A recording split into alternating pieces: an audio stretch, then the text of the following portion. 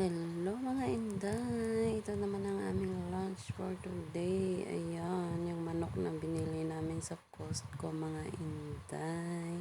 Iinit lang yan. And itong tukwa na may brown egg. So ayan, lagyan lang yan siya ng oyster sauce ay okay na.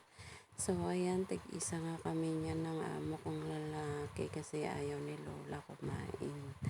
And then, sa kay Lola naman is itong pritong bangos. Ayan, nagpaprito siya ng bangos, mga inday. Kasi ayaw niya ng tukwa na may itlog. At itong ginisang gulay, mga inday. Hindi ko alam kung anong tawag na gulay na yan. At itong pichay. Ayan, gisa-gisa lang din yan mga inday. Ay, okay na. At ang sabaw namin ito yung patula na may halaan mga inday.